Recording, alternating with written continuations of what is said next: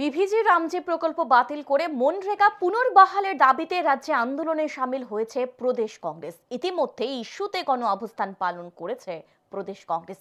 সমগ্র দেশের সাথে রাজ্যেও কিভাবে এই আন্দোলন কর্মসূচিকে সঠিকভাবে বাস্তবায়ন করা যায় তা নিয়ে শনিবার প্রদেশ কংগ্রেস ভবনে এক বৈঠক অনুষ্ঠিত হয়।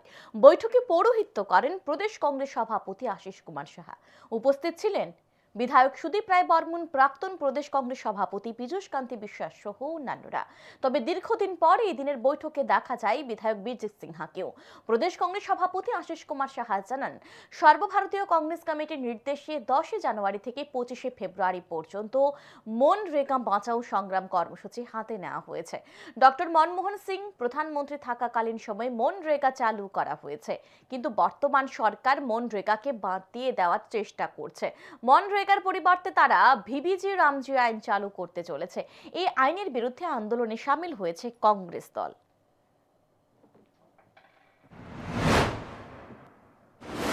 গ্রাম পঞ্চায়েত, ভিলেজ কাউন্সিল, ব্লক, জেলা এবং রাজ্য স্তরে প্রতিটা রাজ্যে রাজ্যে যেমন কর্মসূচি হবে, সর্বভারতীয় ক্ষেত্রে 4টি জোনে 4টি জোনাল সমাবেশ আমাদের সংগঠিত করতে হবে।